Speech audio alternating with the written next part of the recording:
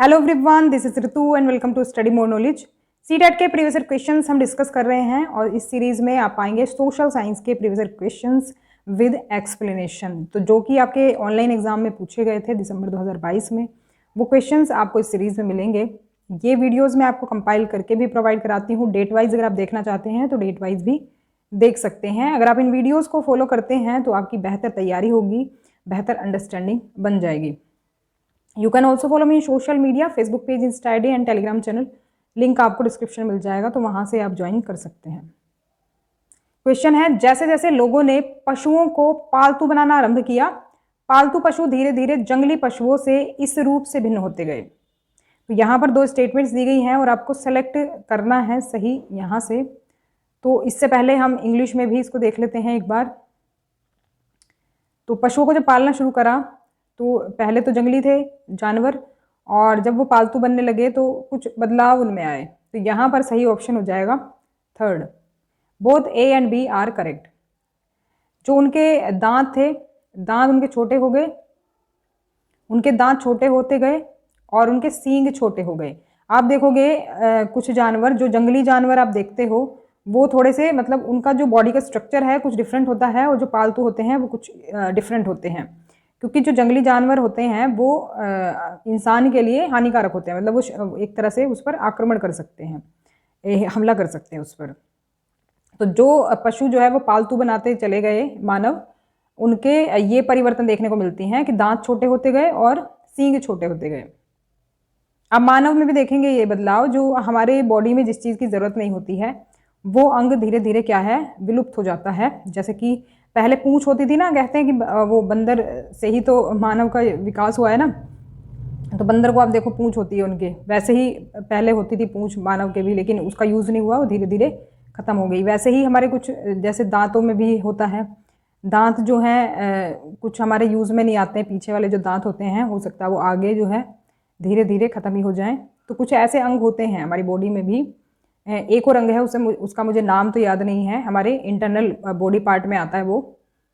तो ऐसे कुछ बॉडी पार्ट्स भी होते हैं हमारे जिनका यूज़ नहीं होता, तो वो धीमे धीमे जो है हमारे अंदर से हट जाते हैं। तो मतलब ऐसा होता है कि वो धीमे धीमे ये बदलाव होते हैं, ऐसा नहीं एकदम से हो जाता है, तो बहुत धीमे धीमे ये बदलाव होते हैं।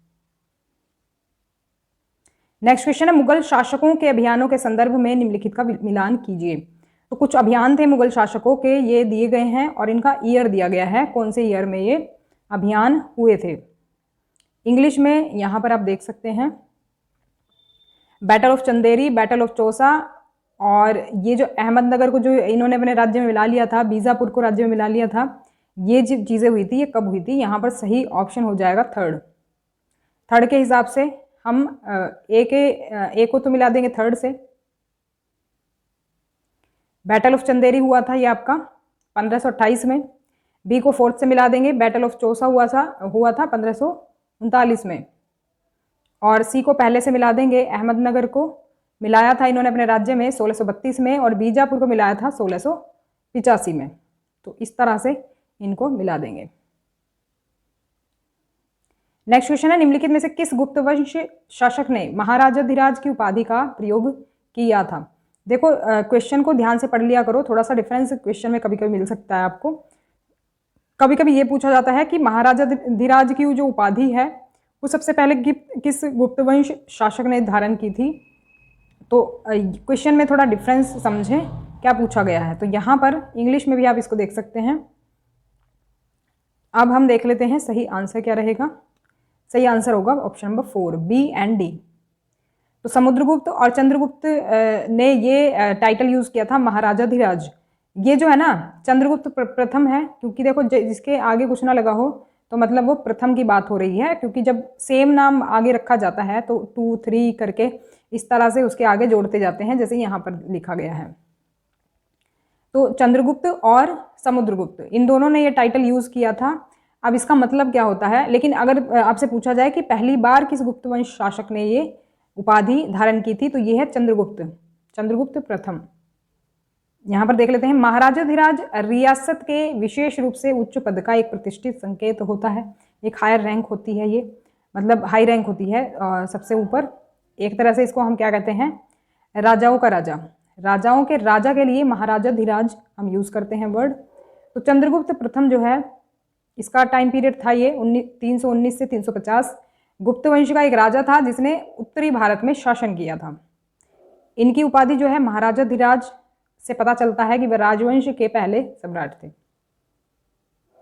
तो पहले सम्राट थे, यानी कि जो बाद में आए वो उसके राजा हुए ना, तो वो राजाओं से भी ऊपर राजा हो गया, तो वही उसके लिए ही उसने वो टाइटल लिया महाराजाधिराज, राजाओं का राजा। नेक्स्ट क्वेश्चन है, मध्यकालीन भारत के इतिहास के संदर्भ में पित्राद्युरा से क्या तात्पर्य है? तो यहाँ पर इंग्लिश में भी ये क्वेश्चन आगे दिया गया है और सही ऑप्शन हो जाएगा यहाँ पर सेकंड के अकॉर्डिंग अगर हम देखें तो ये हो जाएगा कि ये उत्कीर्णित संगमरमर अथवा बलुआ पत्थर पर रंगीन कठोर पत्थर को दबाकर बनाए गए सुंदर तथा अलंकृत नमूने थे। एक आर्ट थी ये, और आर्किटेक्चर जो हमारी होती थी उसमें ये यूज़ होता था ये आर्ट। अगर आपने ताजमहल देखा हो तो ताजमहल में आपको ये सामने ही आर्ट दिख जाएगी पित्राद्युरा की, जो उसका एक तरह से जो डोर आप देखेंगे ना ताजमहल का, वहाँ पर अगर किसी ने भी विजिट किया होगा तो अभी देखो आपको दिख जाएगा। अभी दिखाऊंगी मैं आर्ट किस तरह की होती है। ये पित्राद्युरा जो है उत्कीर्णित संगमरमर अथवा बलुआ पत्थर पर रंगीन ठोस पत्थरों को दबाकर बनाए गए सुंदर तथा अलंकृत नमूने हैं। तो देखो अगर आपने ताजमहल देखा होगा तो उसका जो फ्रंट व्यू है कुछ इस तरह का है। तो ये वाली जो आर्ट आप देख रहे हैं ना कलरफुल, ये देखने में तो लगता है कि पेंटिंग की गई है, लेकिन ये पेंटिंग नहीं है, ये पत्थर हैं। ये जो है रंगीन पत्थर हैं, ये कलरफुल पत्थर आप देख रहे हो। वहाँ पर आप देखोगे, अगर आप ताजमहल कभी गए हो या फिर कभी जाओगे तो आप देखना इसको, अगर आप फिंगर से देखोगे ना टच करके तो ये आपको पत्थर रंगीन पत्थर दिखेंगे। मतलब नीचे ही रहता है, ये वाली आर्ट नीचे ही है, हाथ चला जाएगा आपका इजीली, तो आप छू करके भी देख सकते हो इसको। तो काफ़ी खूबसूरत लगता है ये अगर पास से इस आर्ट को देखते हैं तो। क्षेत्रीय संस्कृतियों के संदर्भ में निम्नलिखित का मिलान कीजिए। तो यहाँ पर एक तरफ तो दी गई है क्षेत्रीय संस्कृतियाँ, जो एक तरह से रीजनल जो कल्चर होता है किसी के यहाँ पर भी, और एक यहाँ पर दिया गया है एक तरफ स्टेट्स, कौन से स्टेट में कौन सा ये कल्चर पाया जाता है। तो सही ऑप्शन से पहले हम देख लेते हैं इंग्लिश में भी, और सही ऑप्शन हो जाएगा फोर्थ के अकॉर्डिंग हम मिला देंगे ए को दूसरे से, ए को हम दूसरे से मिला देंगे महोदयापुरम केरला, और बी को पहले से वर्मन ये हो जाएगा उड़ीसा से, सी को फोर्थ से मिला देंगे मंगल काव्यास बंगाल, और डी को थर्ड से बसोहली कांगड़ा। नेक्स्ट क्वेश्चन में दो स्टेटमेंट्स आपको दी गई हैं और आपको सही ऑप्शन सेलेक्ट करना है। आर्यभट्ट से रिलेटेड ये स्टेटमेंट दी गई हैं, जो कि उन्होंने कुछ अपने तर्क दिए थे अर्थ के रोटेशन से रिलेटेड। यहाँ पर सही ऑप्शन हो जाएगा फर्स्ट। दोनों सही हैं स्टेटमेंट्स कि आर्यभट्ट ने लिखा कि दिन और रात पृथ्वी के अपनी धुरी पर चक्कर काटने की वजह से होते हैं। तो कहने का मतलब ये है कि उस टाइम पर जब कोई टेक्नोलॉजी नहीं थी, अभी तो देखो सैटेलाइट्स के थ्रू हमें पता चल जाता है कि क्या चीज़ें हैं, और मतलब अर्थ किस तरह की दिखती है या क्या जो उसके मूवमेंट्स हैं वो किस तरह से होते हैं। तो आज तो हम सैटेलाइट्स के थ्रू जो है पता लगा लेते हैं, लेकिन उस टाइम पर ये चीज़ कहना बहुत बड़ी बात थी। आर्यभट्ट ने ग्रहण के बारे में वैज्ञानिक तर्क दिया। तो दोनों ही स्टेटमेंट यहाँ पर सही हैं। थोड़ा सा देख लेते हैं इन्होंने क्या कहा था। 499 ईस्वी में महान भारतीय गणितज्ञ और खगोल शास्त्री आर्यभट्ट ने बताया कि ग्रहण इसलिए होते हैं क्योंकि या तो चंद्रमा सूर्य और पृथ्वी के बीच आ जाता है, या तो फिर चंद्रमा पृथ्वी की छाया में चला जाता है, तो इसलिए ग्रहण होते हैं। तो इन्होंने ये तर्क दिया था ग्रहण के बारे में आर्यभट्ट ने। नेक्स्ट क्वेश्चन है, इनमें से कौन सही सुमेलित नहीं है? तो मतलब 3 जोड़े तो इसमें सही सुमेलित हैं, बाकी एक इसमें सही सुमेलित नहीं है, जो कि आपको सेलेक्ट करना है। सही हो जाएगा ऑप्शन नंबर 3। वेट्टी और कदमाई जो दिए गए हैं ये भूमि की श्रेणियां दी गई हैं यहाँ पर, कैटेगरीज ऑफ लैंड, जबकि ये गलत है। ये एक प्रकार का टैक्स होता था, तो ये टैक्स का टाइप है वेट्टी और कदमाई, ना कि कैटेगरीज ऑफ लैंड है। बाकी सभी सही हैं यहाँ पर। इसको एक बार देख लेते हैं, इसकी थोड़ी सी एक्सप्लेनेशन। वेट्टी और कदमाई किस तरह के टैक्स होते थे? तो चोलों के शिलालेखों में पाए जाने वाले वेट्टी और कदमाई एक प्रकार के कर हैं, यानी टैक्स हैं। तो ये इनका जिक्र जो है ना हमें चोलों के टाइम के जो शिलालेख हैं उससे हमें मिलता है। तो ये जो कर है ना, ये जो टैक्स हैं, सबसे अधिक बार उल्लेखित कर जो है वो वेट्टी है। तो हो सकता है ये पूछ लिया जाए कि भाई सबसे ज़्यादा जो जिस टैक्स का उल्लेख किया गया है चोल के शिलालेखों में वो कौन सा है, तो वो है वेट्टी। तो ये नकद में नहीं लिया जाता था, जैसे नकद में होता है ना कि पैसा ले लिया या कोई मुद्रा ले ली, तो ये नकद में नहीं होता था, बल्कि जबरन श्रम इसमें करवाया जाता था। मतलब कि जबरदस्ती, अगर कोई लेबर का काम नहीं करना चाहता तो भी उससे करवाया जाता था। तो ये टैक्स इस तरह का लिया जाता था वेट्टी के नाम का। इसके अलावा जो कदमाई टैक्स होता था या भूमि राजस्व के, ये भूमि राजस्व के रूप में लिया जाता था, लैंड रेवेन्यू के तौर पर ये लिया जाता था जो कदमाई टैक्स होता था। संगम कविताओं में जो हमारा लास्ट वाला ऑप्शन था, जो दो आपके टाइटल दिए गए हैं कि उपाधियां हैं, ये उसके बारे में भी देख लेते हैं, क्योंकि बाकी की एक्सप्लेनेशन की तो ज़रूरत नहीं है, लेकिन इनकी ज़रूरत है, क्योंकि ये जानना है हमें कि ये जो उपाधियां दी जाती थी ये किसको दी जाती थी। तो संगम कविताओं में मूवेंदार की चर्चा मिलती है, जिसका अर्थ होता है 3 मुखिया। तो इसका प्रयोग जो है 3 शासक परिवारों के मुखियाओं के लिए किया गया है, और ये थे चोल, चेर तथा पांड्य। तो इनके लिए ये मूवेंदार शब्द यूज होता है, जो कि तमिल वर्ड है एक। तो ये जो करीब 2300 साल पहले दक्षिण भारत में काफ़ी शक्तिशाली माने जाते थे। ये तीनों जो रूलर्स थे, मतलब तीनों जो एक तरह से इनकी जो शासन व्यवस्था थी, चोल, चेर और पांड्य, इनके मुखियाओं के लिए ये यूज होता था मूवेंदार। एक और वर्ड था अरेयार, जो कि उसमें दिया गया हमारे 4th ऑप्शन में ही। अरेयार भी एक टाइटल था जो कि चोल साम्राज्य के भीतर एक प्रमुख का टाइटल था। चोल राजाओं के शासनकाल के दौरान कुछ जमींदार थे जो कि बेहद अमीर थे, उन्हें केंद्र में महत्वपूर्ण कार्यालय प्राप्त हुए। तो सम्मान स्वरूप चोल राजा ने इन जमींदारों को केंद्र में महत्वपूर्ण कार्यालय दिए। तो अभी फिर इनको जो है एक तरह से अरेयार का जो टाइटल है वो दे दिया जाता था इन जमींदारों को। यहाँ पर नेक्स्ट क्वेश्चन में 3 स्टेटमेंट्स दी गई हैं और आपको सही सेलेक्ट करना है कौन सी स्टेटमेंट सही है। इंग्लिश में आप देख सकते हैं यहाँ पर अशोका पिलर से रिलेटेड ये क्वेश्चन है, और सही ऑप्शन यहाँ पर हो जाएगा सेकंड ऑप्शन के अकॉर्डिंग हम देखें तो सेकंड ही स्टेटमेंट सिर्फ सही है, बाकी यहाँ पर गलत हैं।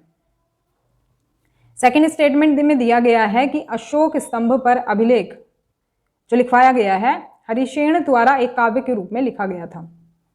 तो एक तरह से हम ये कह सकते हैं ये अभिलेख जो लिखा गया था इसमें हरिशेन ने ही लिखा था काव्य के रूप में। तो यहाँ पर बाकी स्टेटमेंट गलत हो जाएंगी। देखो इनको करेक्ट कर लेते हैं। क्या है, इलाहाबाद में अशोक स्तंभ सम्राट अशोक के बारे में सूचना प्रदान करता है, तो ये गलत है। ये समुद्रगुप्त के बारे में सूचना प्रदान करता है, अभी देखेंगे इसके बारे में थोड़ा सा और। प्रशस्तियों में जनसाधारण एवं सामाजिक जीवन के बारे में लिखा गया था, तो ये भी सही नहीं है, क्योंकि जनसाधारण के बारे में नहीं लिखा गया था इस प्रशस्ति में। प्रशस्ति क्या होती है ये भी अभी देखेंगे आगे। तो इलाहाबाद में जो अशोक स्तंभ है जिसकी बात हो रही थी क्वेश्चन में, समुद्रगुप्त के बारे में जानकारी प्रदान करता है, ना कि अशोका के बारे में। अभी कुछ लोग कंफ्यूज हो सकते हैं, अशोका पिलर है तो अशोका के बारे में ही जानकारी देता होगा, लेकिन नहीं, ये समुद्रगुप्त के बारे में जानकारी प्रदान करता है। इसमें उनके शासनकाल की राजनीतिक और सैन्य उपलब्धियां शामिल थी। उपलब्धियों से मतलब क्या है हमारा, कि जिसने भी इनको लिखा होगा उसकी उपलब्धियों को, तो वो कवि रहा होगा उसके दरबार में और एक तरह से उसकी प्रशंसा कर रहा है। वो जो प्रशंसा करने में जो कोई चीज़ लिखी जाती थी इतिहास में, उसको प्रशस्ति कहा जाता है।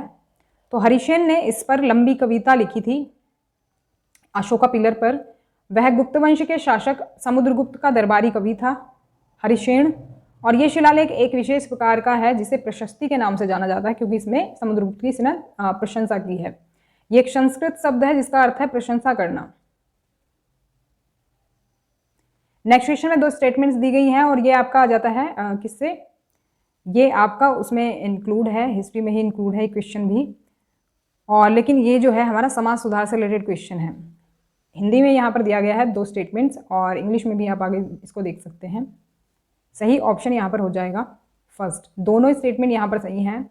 वीर सलिंगम पंतुलु ने विधवा पुनर्विवाह के समर्थन में मद्रास प्रेसिडेंसी में एक संगठन बनाया था, तो ये स्टेटमेंट सही है। आर्य समाज की स्थापना करने वाले स्वामी दयानंद सरस्वती ने भी विधवा पुनर्विवाह का समर्थन किया। तो ये 2 लोग थे जिन्होंने विधवा पुनर्विवाह का समर्थन किया कि विधवा जब महिला हो जाती है तो उसके बाद उसको विवाह करने का अधिकार है, क्योंकि उस टाइम पर विधवा का विवाह करना एक तरह से अशुभ माना जाता था, गलत माना जाता था। तो इन लोगों ने काफ़ी इसके लिए प्रयास किए विधवा पुनर्विवाह के लिए।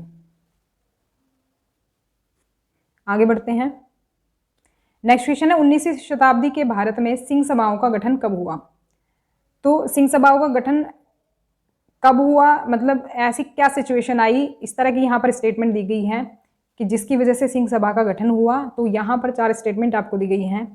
सही ऑप्शन से पहले इंग्लिश भी देख लेते हैं, और सही ऑप्शन यहाँ पर हो जाएगा सेकेंड। बी, सी और डी जो है यहाँ पर स्टेटमेंट सही है। तो किस लिए हुआ था ये? सिखों में प्रचलित अंधविश्वासों से छुटकारा पाने के लिए, जो सिख धर्म था उसमें अंधविश्वास थे काफ़ी, उससे छुटकारा पाने के लिए इसका सभा का गठन हुआ था, सिंह सभा का। जाति प्रतिष्ठा और भेदभाव की प्रथाओं को समाप्त करने के लिए हुआ था। सिखों में शिक्षा को प्रोत्साहित करने के लिए हुआ था। तो ए जो स्टेटमेंट है वो नहीं यहाँ पर इंक्लूड है। अंग्रेजी सरकार के विरुद्ध लड़ाई के लिए इसका गठन नहीं हुआ था। तो इसको थोड़ा सा देख लेते हैं इसके बारे में। तो ये जो था सिंह सभा आंदोलन के नाम से एक तरह से प्रसिद्ध है। सिखों के सुधारवादी संगठन के रूप में सिंह सभाओं की स्थापना 1873 में अमृतसर में हुई थी। बाद में 1879 में लाहौर में भी सिंह सभा का गठन किया गया।